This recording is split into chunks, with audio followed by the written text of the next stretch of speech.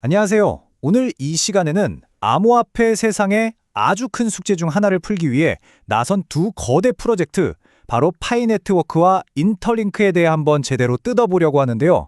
이 둘이 그리는 미래가 어떻게 다른지 지금부터 함께 따라가 보시죠. 자, 한번 상상해 보세요. 온통 보수로 가득 찬 세상에서 진짜 사람을 어떻게 구별해낼 수 있을까요? 사실 이게 지금 웹3가 마주한 가장 근본적인 질문 중 하나거든요. 오늘 우리가 볼 두 네트워크는 이 질문에 대해 정말 완전히 다른 대답을 내놓고 있습니다. 솔직히 요즘 암호화폐 시장, 봇들의 시대라고 해도 과언이 아니죠. 마음만 먹으면 하룻밤에 지갑 수천 개를 만들고 스크립트 몇 줄로 에어드랍을 싹쓸이하고 가짜 계정으로 사용자 수를 뻥튀기 하는 게 너무 쉬워졌어요. 이러니 커뮤니티라는 말도 공허하게 들릴 때가 많죠. 이 문제를 해결하지 못하면 웹3의 미래는 없다고 봐도 무방합니다. 자, 그럼 이 어려운 문제를 풀 첫 번째 주자, 파이 네트워크를 만나보시죠. 파이 네트워크는 이 진짜 사용자 문제를 어떻게 풀려고 할까요? 그들의 전략은 쓸모, 바로 유용성에서 시작됩니다. 이 말이 파이 네트워크가 뭘 하려는 건지 딱 보여주는 것 같아요. 그저 가격만 오르내리는 투기 자산이 아니라 우리가 매일 쓰는 현금처럼 진짜 세상에서 물건을 사고 파는 데 쓸 수 있는 화폐를 만들겠다는 거죠. 즉, 사용 가치에 모든 걸 걸었다고 볼 수 있습니다. 이 전략이 실제로 어떻게 구현되는지 보여주는 아주 좋은 예시가 바로 이겁니다.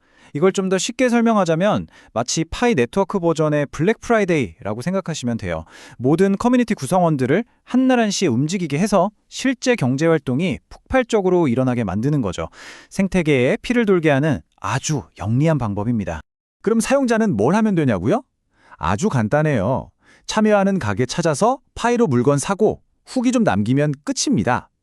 이걸로 할인도 받고 운 좋으면 경품까지 타갈 수 있으니 사용자들이 자발적으로 참여하게끔 잘 만들어놨죠. 그러니까 파이의 큰 그림은 이겁니다. 일단 사람들이 실제로 쓸 수 있는 경제를 만들자. 그럼 가치는 알아서 따라올 것이다. 위에서부터 아래로 내려오는 이른바 탑다운 방식의 접근법인 셈이죠. 자, 그럼 이제 완전히 다른 길을 가는 두 번째 주자를 만나볼 시간입니다. 바로 인터링크 네트워크죠. 인터링크 역시 똑같은 문제를 풀려고 하지만 그 해법은 파이와 180도 다릅니다. 인터링크는요, 정말 재밌게도 파이랑 정반대에서 출발해요. 다른 거 다 제쳐두고 검증된 진짜 사람이라는 네트워크의 기초부터 다지는 데 집중합니다. 애초에 봇이라는 존재가 발도 못 붙이게 진짜 사람만으로 이루어진 세상을 먼저 만들겠다는 거죠. 이 차이를 보세요.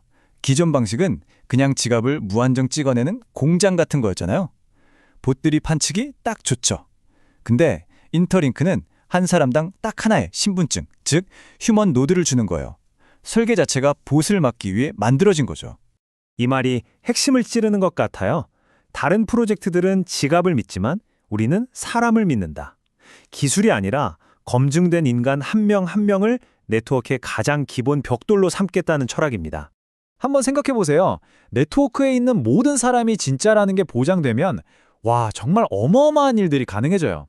에어드랍은 진짜 커뮤니티 기여자들한테만 돌아가고 소셜미디어에서 스팸이 사라지고 게임에서 사기꾼이 없어지겠죠. 금융사기도 훨씬 줄어들 거고요. 이건 완전히 새로운 판이 열리는 겁니다.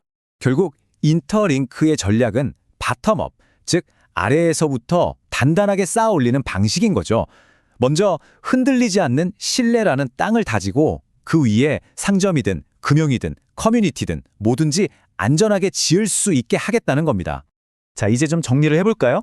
두 프로젝트가 가는 길은 명확히 다르지만 바라보는 목표는 같아요.